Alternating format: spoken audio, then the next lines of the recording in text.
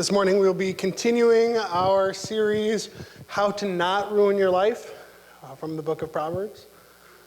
A proverb is a short, pithy piece of advice. We've made our way through several, but this is probably this may be my favorite proverb. So I've been saving it just for today, just for you. So it's in the 14th chapter. We're going to be reading the New Living Translation today, which is different from your pew Bibles, and it's different than I usually use. I just really like this is the way that I remember it, so this is how I wanted you to hear it. You can follow along in your pew Bibles if you'd like, but it will sound different because it's different words. Without oxen, a stable stays clean, but you need a strong ox for a large harvest. Some of you might think that sounds like there's something I left off there. That's the whole thing, I promise. In my previous ministerial life, when I did youth ministry, there was one event I did at every church that I got to do a full-time ministry at. It was my absolute favorite. It was a kickoff that brought all these new children and youth and teens to the church. It got the young ones stayed in the program till they were taller young ones, and it was very popular. It was called Mess Fest, and I find that when I talk about it, people don't get the magnitude of what we like to do at Mess Fest. So we have a little clip here just to put you in the headspace of what I'm talking about.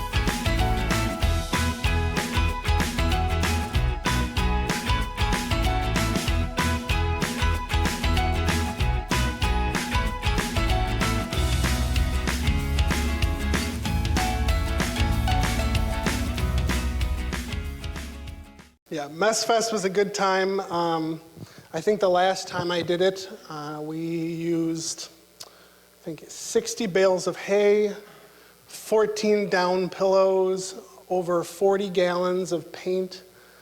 We make our own mud. I have a special recipe. Now let me tell you a little bit about the church that I was doing this at. We were in a town called Elm Grove, which you're probably not familiar with, even though it's a suburb right outside of Milwaukee. It's right in the middle of Brookfield, which maybe you are aware of. If you think of a dartboard, Elm Grove is the bullseye, and everything else is Brookfield. It's right in the middle. It's a little place of maybe 6,000, 7,000 people.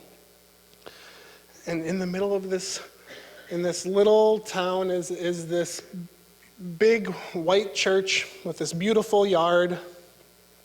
Now, the thing about Elm Grove is it's in a very affluent community, and they take pride in this pristine grass, this wonderful, beautiful front yard that every year in September I would demolish, and we'd have to spend time cutting up sod that had oatmeal, 50 pounds of oatmeal seeped into it, and just weird things like that. And there was a rule at Mess Fest: you were not allowed inside the building, and that never, ever happened. We always had people weasel their way in. And what it meant was, that Monday morning after Mess Fest, just about every room would have little muddy footprints or red paint handprints on the wall, or the bathrooms would have feathers everywhere. Now, we're going to call him Carl, because that's the name I'm using for all these stories. He's not the same guy. You can think, like, why are you still friends with Carl? There's a lot of conflict there. This is a different Carl. Carl's the custodian at Elm Grove, and he and I saw that Monday morning differently. he saw it as the worst Monday of the year because I had quadrupled his work. He had to go on the Google and find out how do you get, paint out of carpet? How do you get, how do you get feathers out of pew pads? I mean, I get it. It was not a great time, but so this is something that from the beginning he and I saw the aftermath of some of our events differently. But one of the things I was able to share with him, and we were able to kind of move past this, is this proverb. This Proverb 14:4. Without oxen, a stable stays clean, but you need a strong ox for large harvest. Without Messfest, without youth, we would have just the cleanest, most beautiful church on Monday morning. That would have been, he would have come in and just said, yeah, everything looks good. You got to go home early. But that's not our job. That's not our gig in youth ministry. It's not our job as a church. If we're going to do things, it's going to make a mess sometimes. When we look at this proverb, I'm giving you permission to make a mess. Ministry is messy. And before we get too far into this, don't think that I am saying that Solomon, when he wrote this, was giving us permission to be neglectful or not take care of what we have, or abusing it, or just letting things stagnate. That's not what we're doing. We're not talking about cobwebs in the corner. What we're talking about is when we go out and do things, it creates mess, chaos, problems, things we have to overcome. When we sit here and just do what we're doing, we have an order. And boy, do we like order. Not just us, people. We're wired that way. We love order. We like things the way we like things. If you don't believe me, where did you sit last Sunday?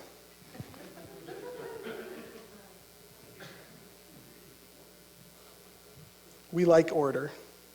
We like routine. This is not an advertisement for being messy in our lives. Some of us are messy people. This is not what this is about. What this is challenging our idolatry of order. This idea that we like the things we like the way we like them more than we like the gospel. That's what we're doing here. That's what I was doing with Messfest. It's kind of a jagged line to go from tearing open those pillows and filling kiddie pools with feathers to the gospel of Jesus Christ, but we made it work. Because you know what? We would have, I think the least amount of visitors we had on a Messfest, the 6 years I was there, was 12. We had 12 visiting youth on the smallest of our Messfests. And then they would come and they would meet this crazy youth director who would teach them about Jesus and about love and all of these wonderful things. And it wouldn't have happened if I just said, come to church. Find an empty pew so you don't sit in any one spot. I'm going to come back to that. I'm going to keep hitting it because it's an important note.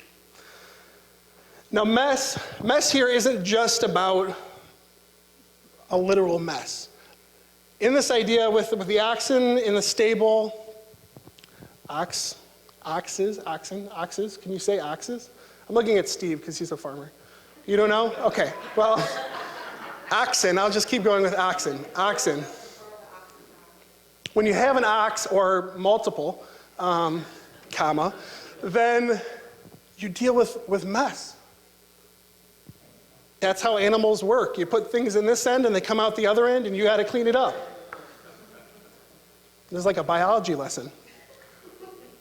But we need those animals. Those animals serve a function.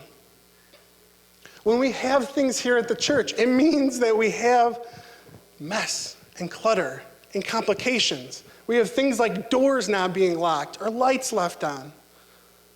We have things like guests coming in and sitting in your designated pew which you should check, because I think the plaque that has your name on it has fallen off the pew. And if we're going to replace that, it's going to take a significant donation. Mess can be worship services that are different than they were a year ago, 5 years ago, 10 years ago. Maybe different than how you love it. Things get messy when we throw order out the window. But that's not what we're here to do. We're not here to have a perfect building. We're not here to have a Sunday morning that goes without a hitch. I don't go home and say, boy, I didn't stumble over any words today. Jesus must be so proud. That's not what we do here. This is just a small part of what we do here. We go out into the community, we go out into our lives, and we bring people the gospel of Jesus Christ. And in that, we make messes sometimes. It means you have to have awkward conversations. It means that you have to talk to coworkers about not work things. It means that you have to put yourself in a vulnerable position. But that's what we're supposed to do. That's like our gig as Christians. We try to sanitize our ministry. All we're doing is putting our order before Jesus Christ. We try to sanitize what we do here. We say, it's more important to me that I get to sit in the same spot, that we get to do the same things we've always done, that I get to never be put in an awkward position. If that's your priority, I have failed you, because that is not the gospel of Jesus Christ. Jesus Christ is messy. There's no order when it comes to the ministry of Jesus Christ. He was all over the place. He left a wake that we are still riding this day. If you think of ripples in a pond, it was like a tsunami when he came to town. It wasn't easy, it wasn't convenient. He was a disruptor. That's what Jesus did while he was here on earth. I've been challenged a lot in conversations with other pastors lately about what I believe about why Jesus came. We do that around Christmas time because we're masochists. We want to worry and stress out about things before Christmas Eve, when really we shouldn't. We should just preach like we always do, the same things every year, because it's Christmas, and that's what we do. Instead, we have these conversations which make us wonder weird things and read books right before Advent, and it's never a good idea. But one of the things is if Jesus only came to die, that's his whole gig, why did it take him 33 years? That's actually kind of embarrassing. If that takes... Jesus, while he was here, was a disruptor. He turned the world on its ear. He said, we have a harvest ahead of us, and if you think that we don't still, I will remind you, Jefferson County, 80 to 85% unchurched. There are people in your life, in your neighborhood, on your street, probably at your jobs, maybe even in your families, who are not churched people. It would be really easy, really clean and really orderly to just let that go by. Keep our status quo. But that's not what Jesus did. That's not what we're called to do. We are supposed to make a mess. The stable would be clean all the time if we didn't have an ox.